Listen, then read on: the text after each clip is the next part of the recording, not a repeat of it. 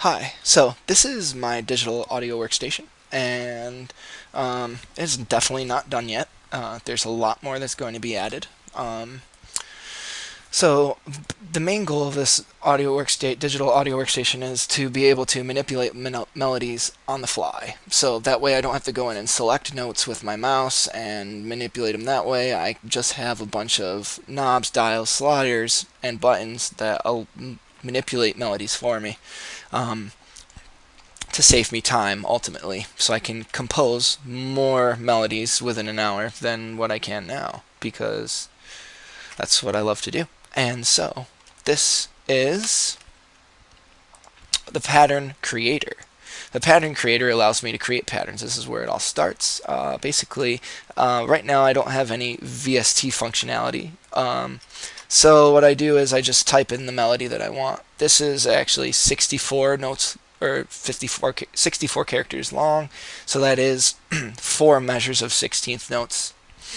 What I'm going to do is call this melody 1, and I'm going to make this, this is the duration, so you select wholes, halves, quarters, eighths, or 16th notes, and that'll make it constant rhythm. See, I have a vision that if I have a constant rhythm, or all 16ths, I can then extract whatever rhythm I want out of that. So we're going to start this at octave 6. Actually, we'll put it at octave 7 because that's a nice lead octave. And then what I do is create melody, and here we go. That's what I have. Puts it in my pattern bank. Now,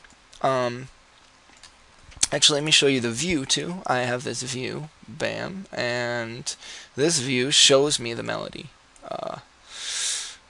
And once I load it, right now, playlist pattern, I only have one thing right now, and it's just one sequencer, but eventually I'll have a couple more to add in here. This I can now load, and now you can see the pattern mutator gets loaded with the pattern, and it tells me what the pattern is here, what one I'm working on, and I can play it. I can also change octaves live. Here's the pattern here. I can change the octave to whatever octave I want. And I don't have to select the notes to be able to change the octaves. I can just change octave instantly. Don't have to select the notes or drag and drop them onto whatever octave I want. Then I can also change this to be 8 measures of 8th notes instead of 4 measures of 16ths. Bam.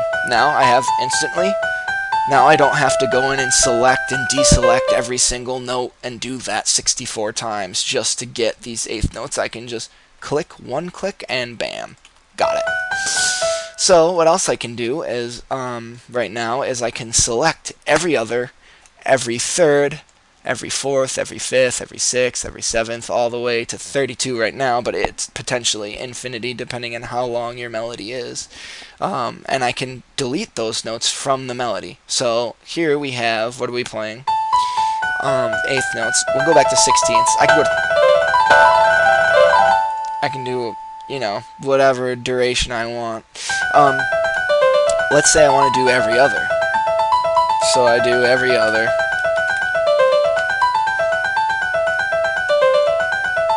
I now have every other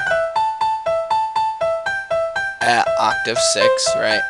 Let's say I'm going to load this, and I want to do octave 5, every third, extract. Now I have it at every third. And I can even say, oh, I wanted it, octave 4 instead. Bam, now I have it at octave 4, I have it at octave 3, I have every other at octave 6, I think it was, and I have the melody at octave 7. So now I have four different octaves occupied by 4 completely different melodies. Actually, yes. And then, so let's say I want to do, just these two. Just the, let's see, hold on, what's this one?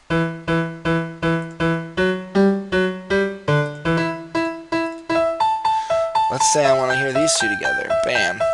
Scene 1. Create scene, load scene. Now I have this polyrhythm already. Bam. Didn't even have to select any notes. So then I want to come in here and I want to say a bass line. Alright, so we select all, bam, we get rid of, we do E for the first measure, actually, let's select duration first. These are, each note is going to be a whole measure to simulate a bar progression, like a bar chord progression. I'm going to do this at octave 3, and I'm going to do E for the first measure, E for the second measure, G for the third, and D for the fourth, and that'll give me a nice pushing forward feel. And bam, I create the bass line, and now I have the bass line. This takes a second to update. Swing, see the GUI isn't thread safe yet, so I have to actually do that. It doesn't do everything that I want instantly, but I'll get there.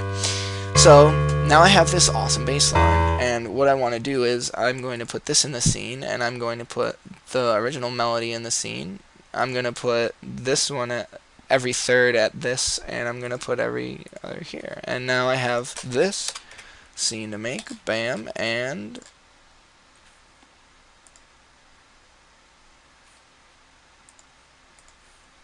there it is.